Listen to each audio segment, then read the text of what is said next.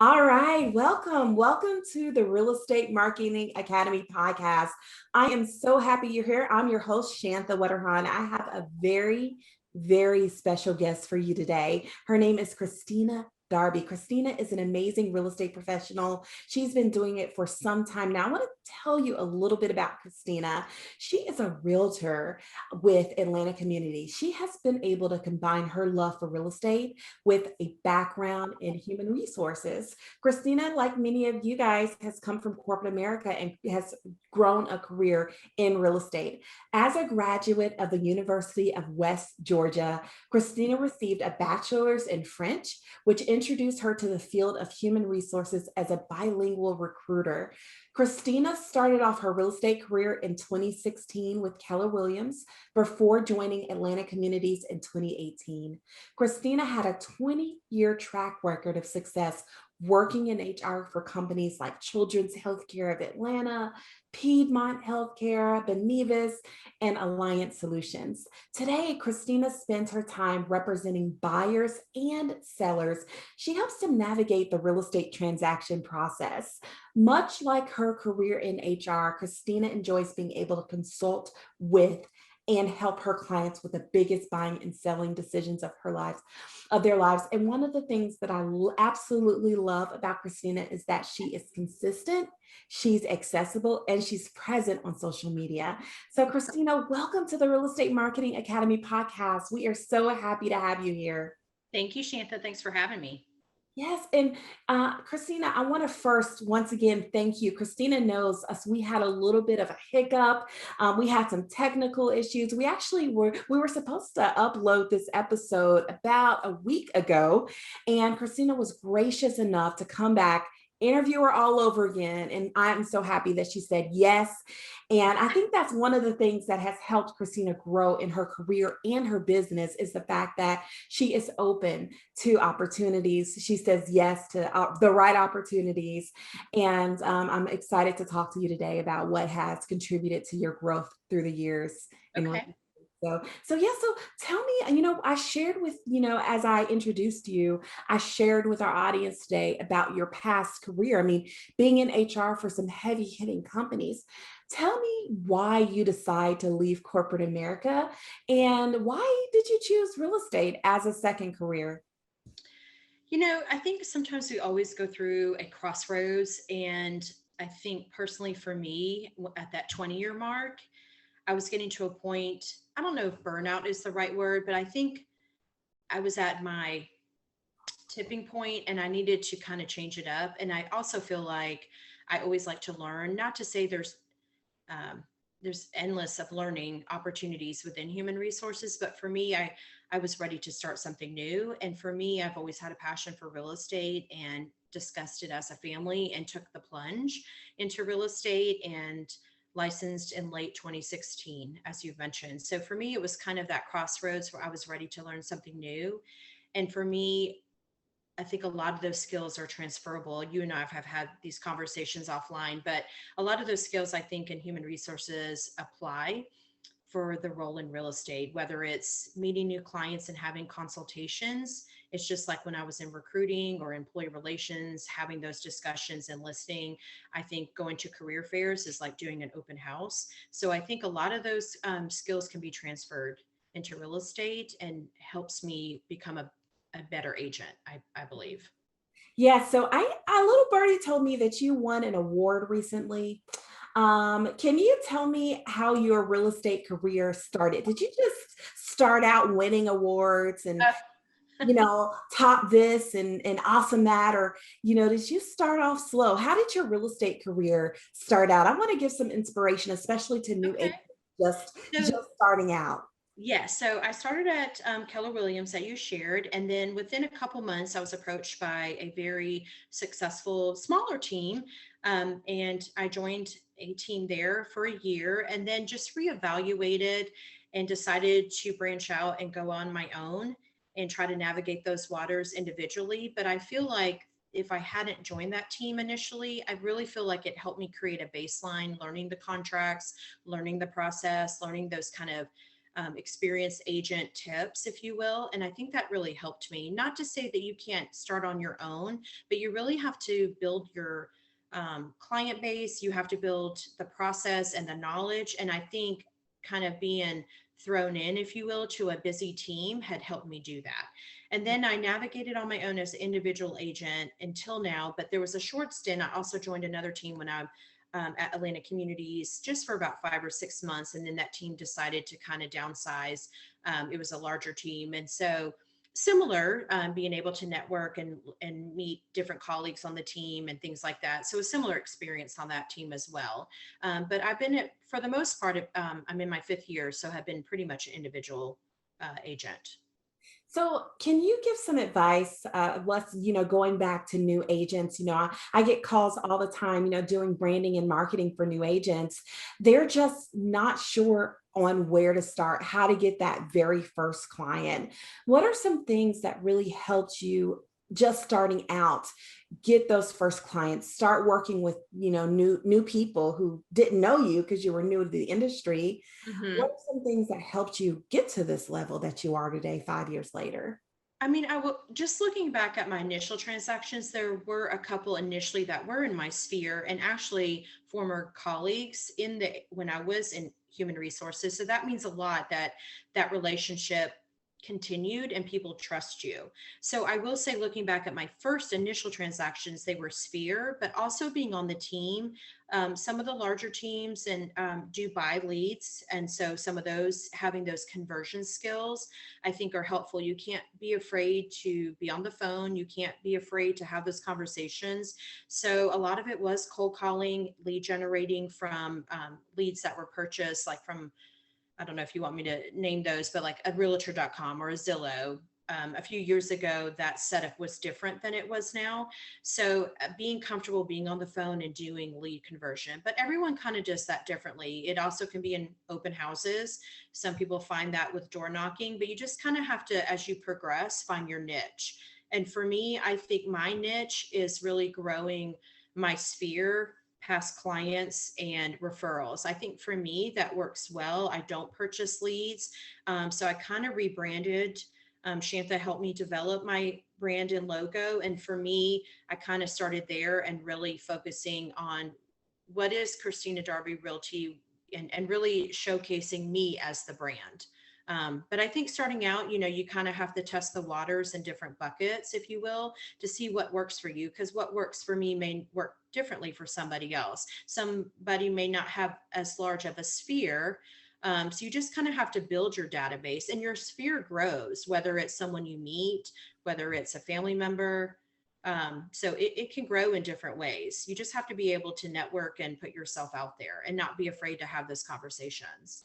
Absolutely. I love what you just said. The fact that it's important to identify a niche, but until you get there, you have to test the waters to Right. see who you like working with and who you're actually attracting. So it sounds like that has worked out well for you through the years. Right. Yeah. Okay. Well, can you share a little bit about where you are right now? What are some marketing strategies that you have adopted, as your path has sort of even out along the way? What are some clear marketing strategies that you make sure you do in order to grow your real estate business? What are some things that you prioritize right now? Right. So I think marketing, there's so many different areas within marketing that you can go into, but I think once you kind of develop your brand and go from there, that's kind of going to set the tone, if you will, for how you use it. So once you have that developed, I think it's important. And then you utilize that on different platforms. So for me, my marketing is tending to grow on social media. So a big component of my marketing is using that on social media. And so, yes, I'm on different platforms, Facebook, LinkedIn, YouTube, Instagram, but then we can't be experts at everything. So I try to spend most of my time on Instagram. Just because I'm not going to say it's easier, but I think the reach might be quicker. And I think people are on Instagram more. we've talked about how many users before. And so, taking one of Shantha's classes and really sitting down and saying, okay, what does that mean? I need to develop my business profile. I need to develop what my niche is going to be, and then focus on that using my brand. But then reinventing yourself and diversifying your social media. So on Instagram, you'll have stuff about me or some personal. I try not to do too much personal, but I do a little bit just so you can hint around about what's going on in the life of Christina. But what about Christina is interested to someone looking at your Instagram? So I like to give tips. I really like to show my personality in the reels. I know I'm not on TikTok, but I know it's reels are very similar to TikTok. So I really like to showcase my personality in reels and drop some of those. I do videos or tips. So I really tend to focus on Instagram more, not saying I'm not on the other platforms, but you can't be an expert in everything. So I kind of want to start with that and then grow eventually on those other platforms. Yeah. I can tell you've been in my classes, Christina, because that is exactly what I tell my students. Number Yes. one, you can't be everywhere online. You have to pick 2 or 3. Yes. Maybe at first it's 1 or 2 so that you can build an audience there, get awesome there, and then add on those other platforms. It can be overwhelming for sure. I mean, you want to have a presence like Google Business, and you kind of want to have a presence everywhere because you never know where potential clients are going to see you. And then you also have people that are watching your Instagram, but maybe aren't engaged in liking it, but they view your stuff. And then ironically, probably 2 weeks ago, I had 2 people, I would say that they were in my sphere at one point, not, conversations I have with all the time, but because I show up and I'm consistent, they actually reached out to me, and it's a potential 2 clients there that just from watching my tips and videos, they know I'm engaged, and it shows that level of trust because I'm providing information, whether it's about the market or what's going on in the market, or here's some tips and tricks. But because I show up and I'm being consistent, I think they see that you are a full-time agent and you are putting yourself out there, and I trust you. Yes. Branding is all about consistency. And when you're consistent, you give people a level, kind of the perception that Right. you're give them the level of service. You're going to be consistent when you work with them. And so Right. they You're end going to up show up. trusting you online before you even meet them for the first time. So Right. yeah. So let's talk a little bit about how one of the things that I compliment you on a lot is your personality always shines through. You're not afraid to be yourself. You're not afraid to be funny, interesting. A lot of times I'll go to other people's social media and everything looks the same. Everybody's doing the same thing, but your content really stands out. Can you share with me your strategy for that? How'd you get there to be able to, just show up as yourself for your audience, and let me know the benefits that come with it? Well, so I think again, we can have a logo, but I think at the end of the day, I'm my own brand. So just like Shantha represents her company, you're the face of it. So you have to be consistent and show yourself. So, I do post a lot of things on Instagram about tips and tricks, and it could be, or things about Atlanta and did you knows and things like that. But I also like to showcase myself as well. And so just, even outside of social media, I also reach out to my CRM and do newsletters or post my stat videos, but I also maybe a little old school and do mailers. And I try not to do the standard, here's what's sold in your area, because anybody can really pull that. And I'm not trying to downplay that because I think it's important for people to know what's sold in their area. I'm not saying I don't do CMAs for clients and people in my sphere. I think that's important. But I think I approach the marketing to my sphere a little bit differently when I send things to people's homes. It has to be noticeable. It's keeping Christina top of mind, but it also shows again my personality. I'm very I like to have fun, and sometimes I know I can be silly, but I think that I like to showcase that in my mailers. And so I try to really develop my strategy and come out with my mailers like 3 months in advance. I already have my next 3 mailers planned out based on the time of year or based on the messaging. And I try not to be too salesy because I think that's a turnoff. I just try to just a touch remind someone that, hey, I'm here to help if you have questions. Yeah. Yeah. I get your mailers and I get so excited about them. And I like Especially the last one. I know. and you have totally changed my mind about mailers because I have always said, this is 2021, there's not room to send mailers. However, your strategy for mailers works. You send them to your sphere of influence. They Right. It's not to the masses because that's Yes, a lot. It can be expensive too, but yes. I just target like a certain, whatever your magic number is, you want to target like, if, is it 100, is it 200, depending how big your sphere is, and, people that you want to keep engaged with. Yes, you do a great job with that. So let's talk about this email list of yours. I am Okay. also on your email list. Okay. And what I love about it is when I open it up, I see Christina. There's a video. It's personalized. It doesn't look like everybody else's email. And you're consistent. A lot of people struggle with being remembered, staying top of mind, making a name Right. for themselves in a very noisy and competitive market. However, you're doing things that is I remember you, whether it's a mailer, whether it's my Instagram feed. You're touching me in different ways. And can you share with us Yeah. your email marketing? How have you seen any benefits of that? I think so. I don't know if it's a secret sauce, because I actually got some of these recommendations. So, when I went on my own, I hit the ground running, and, we developed a logo. But then at some points, in our business, we do plateau. And I feel like I plateaued a little bit. So I took a step back and what can I do to reinvent my business? And so I met with one of our Atlanta community brokers. And again, I don't think it's a secret sauce, but I think you have to be consistent. So, and I don't like to overkill because I think a lot of times, we all get the spam email all day long from the same vendors, but they do it every day and it kind of gets obnoxious. So I really try to separate, like, plan out my strategy monthly. Like on week one, I'm sending out my newsletter. On week two, or also on week one, I try to give the stats update because I try to give the month prior's numbers, and how we're trending. And I think it's important just so we kind of know what's going on in our market. I think it's in real time helpful. And then, on week two, what do? I do something, it could be CMAs, it could be a quarterly message to my, happy holidays, whatever the message is, that I'm doing, to a select few and on a quarterly basis. And then I do my mailer on one week, and then I also do a tip of the month. So I kind of have a steady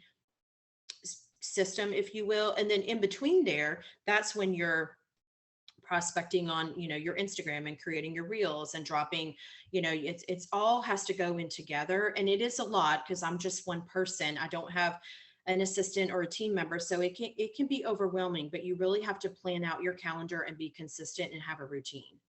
Yeah, and time block, like, just block out that time and do it. Yes. Put And it I on know it your calendar. changes when people call. You just got to put it somewhere on the calendar, but you really have to be dedicated. And I set up a Trello board to track my projects and which ones I'm done, which ones are, so I really try to use Trello to track it as Mhm. well. I love Trello. I don't see how I could accomplish as much as I do in a day without Trello. So that is amazing. I'm glad that you're using Yes. that app. Technology. That is Yeah. awesome. Yeah. So can you share with us three top tips? Whether it's a new agent just starting out, maybe someone is looking at I'm sure somebody's in the shadows looking at your Instagram going, wow, I wish I could show up every day for my audience. I wish I could come up with content ideas. Can you give us three top tips for our listeners today to help them get to the level that you've been able to achieve over these years? Well, there's certainly always something to learn. So I'm definitely not at that point yet. But just for me, I think it's being consistent. You have to show up and to do your clients justice, if you will. So, I know a lot of times people kind of test the waters and get into real estate. But for me, I really have to be full time in the business to really dedicate the time on these platforms and develop your marketing and develop the time for your clients. And then, it's a lot to juggle, but you have to have, be consistent, and then you have to have a routine. I think, planning out my months, and I know which week I'm doing what kind of helps. So then I know when I have time to service clients. And again, obviously, if you have to shuffle that around, you can, but you have to have a routine in what you do. I think that has helped me be organized and stay on track and stay consistent as well. And then I think the last one, you could probably answer this one, Shantha, is, I like to have fun in what I do. Yes, there are long days, there are trying days. This market is tough for sure. But I think at the end of the day, I really do like to have fun. And I think that shows through in my social media and when I talk to people and network. I think you have to have fun in what you do. Awesome. Well, this interview was amazing. Thank you once again for just being gracious enough to do it all over again. I think our conversation was a little different this time, and I really enjoyed this. And I know everybody who's listening and watching today, if you're watching the show or you're listening on the podcast, wherever you are, I know that they got a lot of information and can really take what you shared today and implement and run with it. So, Christina, thank you so much for being here with us today. No, I appreciate you even asking. That means a lot, Shantha. Thank you. Thank you. And I'm so excited to see where your business is headed. Can you share with our listeners where they can find you online? Well, on Instagram, you can find me at Christina Darby Realty. I also have a Facebook business page. And then, of course, on LinkedIn, Christina Darby as well. Awesome. Christina, thank you so much. Take Thank care. you, Shantha.